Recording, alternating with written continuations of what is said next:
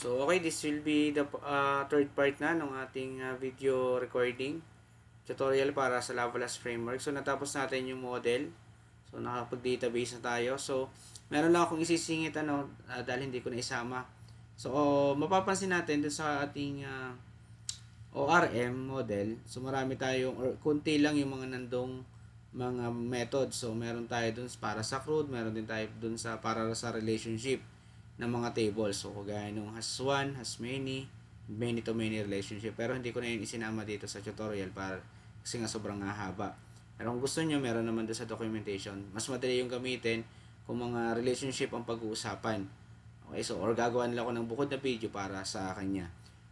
Okay, so ngayon, ang hindi ko na isama sa ORM yung raw. For example, hindi available dun sa mga methods yung gusto mong gamitin. So, pwede kayo class gumamit nung tinatawag natin na raw. So, dito class, may ginawa na ako, public function raw sa user controller. So, dito class, this user model raw.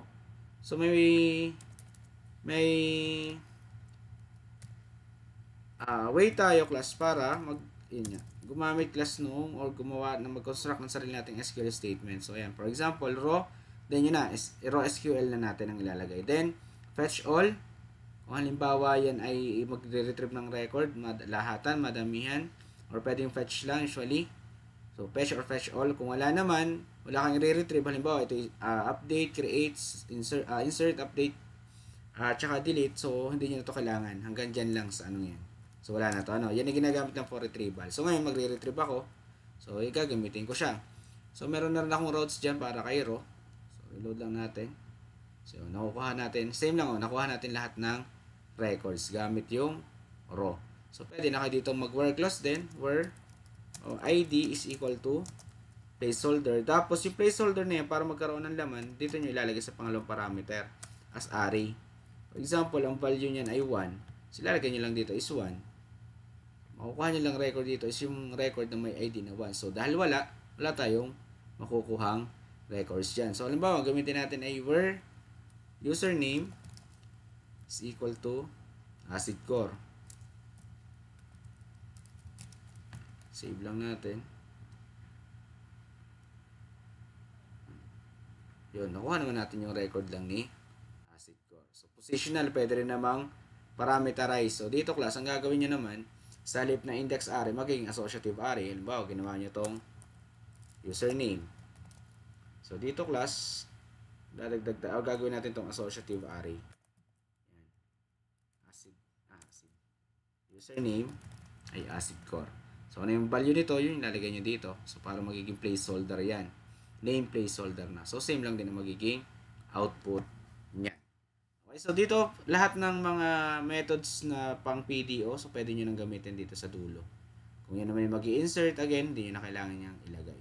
So, that is raw naman sa ORM model. So, napansin nyo rin class na, di ba, sabi ko nga kanina, kulang yung mga methods dyan. Wala tayong inner join dyan, wala tayong mga where clause talaga na may or where, and where. So, meron tayo class na tinatawag na query builder. So, dito class sa documentation, balik tayo dun sa, ito, hanapin natin class dun sa may pinakababa, isa sa baba. Yan, database reference query builder. Dito nyo class makikita yung maramihan, or sabihin natin na maraming methods. Ganito. Pansin nyo dito yung pag-select all, parang ginawa natin kanina dun sa get all, or yung all pala, sorry. Dun sa una natin sa part 2. Ayun, all. So, dito class, hindi natin nilagay kung ano yung table name kasi nga, ang table natin nare-represent na dun sa model. So, pagka builder class ang gagamitin, so, kailangan nyo class is specify. Ang gagamitin nyo na class yung thisDB. Yung naki-create na i-initialize kapag nag-instantiate tayo ng class ng database or yung nag-discall database tayo. So, ibig sabihin, kailangan pa rin bukas ang database. So, for example, this one. Okay? So, select lang tayo ng lahat ng users. So, yung mga methods na yan, class nandito lahat yan. Pag-insert. So, medyo dito. Halos ganun din naman. Okay, dito nga lang, in-specify pa natin yung table. So, pwede tayo class maggawa ng mga methods sa loob ng model na galing sa ibang table. Parang ganun ang mangyayari. Okay, so, for example, dito tayo sa isa. Hanapin natin yung model natin. Maglagay tayo doon. Saan na yung model? Ito. User model. So, halimbawa, mag-create natin function. Public function. So, get students. Galing tayo sa ibang table. So, halimbawa, gagamit tayo ng ibang table. So, for example, students equals this db. Pangalan ng table, halimbawa, students. Table students ba tayo dun sa Mac? Natin yung Mac data.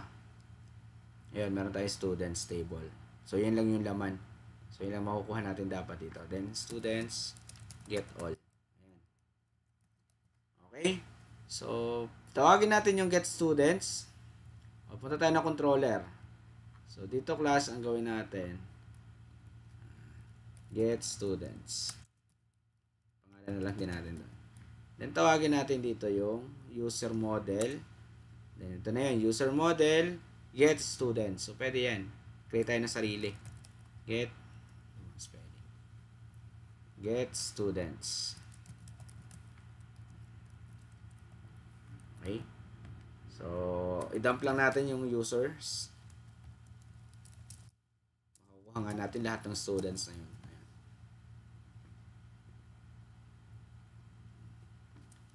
Get.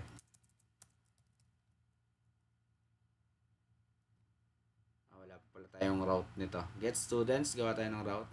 So, yung row na lang. And get students. So, get students. So, yun, tama. Get students. Get students. Get students. Get students. So, wala tayong nakuha. Tama ba ang aking nilagay? Ay, sorry, wala tayong return. Kasi nga, sabi ko nga, wala pala tayong nilagay dito. Ang gawin na lang natin dito, i-return na lang natin siya. Para may makuha tayong record. Return natin lahat daw ng students. Pag in-access natin siya sa controller, yan. This model, user model, get students. Yun, nakuha natin lahat ng records ng students. So, although tayo nandun sa model ng user, ayun, so pwede tayo class magtawag pa ng ibang table gamit yung query builder. So, for example, mag-join tayo ng table, so pwede rin. So, gagamit naman tayo ng inner join. So, meron din dito niyan kung paano mag-join.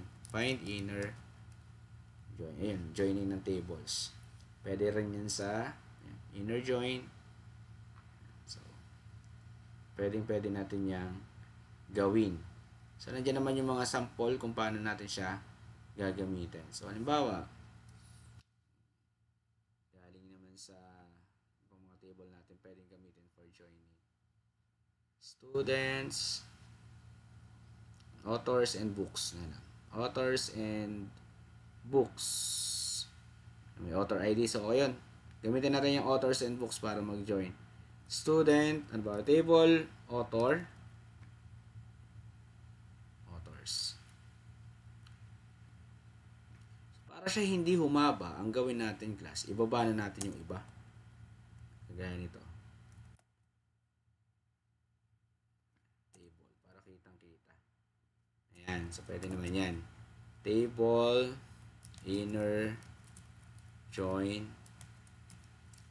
pangalan ng table natin.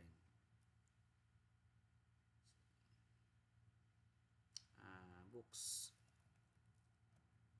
Ano yan, kung saan sila nagpangita, kung saan sila nag-join. Bawa ay so, pangalanan natin to. So, dito class, ipakita ko na rin sa inyo yung sana yun.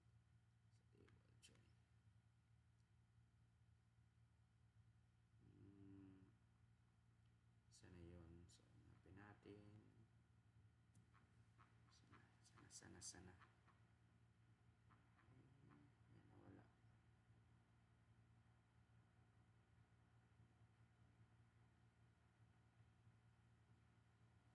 Table, find table.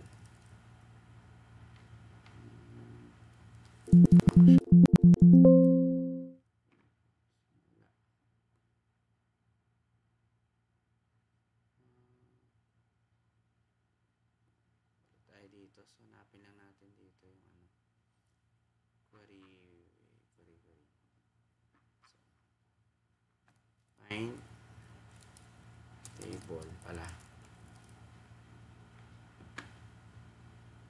So, dito na. Inner join. So, joining ng tables. Ayan yung sample natin, ano. So, nalitin. Kita naman siguro na. So, pwede natin gamitin. For example, ilagyan natin ng alias yung ating table. Join. So, yung pangalan ng ating sunod i-join na table. And then, saan sila nagkita or nagpangita. So, for example, yung books natin at saka yung author. So, meron tayo dito ang books. Author, then books dito. So, author ID tayo dito. So, author ID at saka ID ng book author ID at saka author author ID. So, dun sila nagpangita. So, dito, pwede natin lagyan ng alias yan para mas mabilis, mas maigsi. SA as B, for example. Then, dito, saan sila nagkita? A dot ID is equal to B dot author ID. So, select natin. So, meron din tayo dito select. Kung pipiliin lang natin yung column na isi-select natin. So, halimbawa ay P o yung books na lang. Dot all.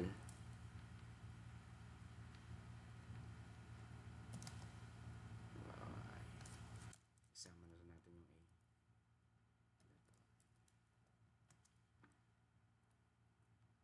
Okay, so try natin ngayon. Yung pa rin naman, get students. Na lang din, hindi na natin babaguhin yan. I-dump lang natin. Sabihin natin kung tama. Ayun.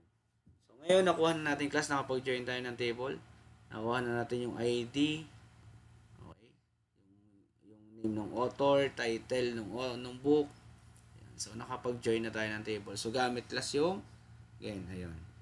Query builder natin. So napakarami na pwede natin gamitin dyan para mas mapadali yung pagde-develop natin. Hindi tayo magko-construct ng sarili. Pero again, meron din tong row. Kung wala pa rin dyan class, pwede nyo pa rin gamitin class yung row. This DB, table. This DB row, tapos select all from authors. Save. Then, alam muna, fetch all. Load natin to. So, nakukuha natin lahat ng records ng to. So, pwede rin class again dyan ang row. So, ayan. So, hindi ko na madidiscuss lahat ng mga query builder methods na yun. So, tingnan nyo na lang sa documentation. And if ever may problema, hindi gumana or kaya naman may error. So, report nyo agad sa akin para magawa natin agad ng or magawa natin siya ng paraan. Okay. So, ito na yung part 3. So, yung part 4 natin, doon na natin didiscuss class yung ano. Yan, yung sa helper natin. And yung Lava instance. So, mahalaga din kasi yun para merong instances na hindi natin magagamit yung this na keyword kasi nga wala tayo sa loob ng class. So, pwede natin gamitin yung Lava instance para mag-call ng different libraries and functions sa Lavalas. Okay, kagaya ng model, kagaya ng view file. Okay, so, lahat ng mga tinatawag natin. So, abangan nyo na yung part 4.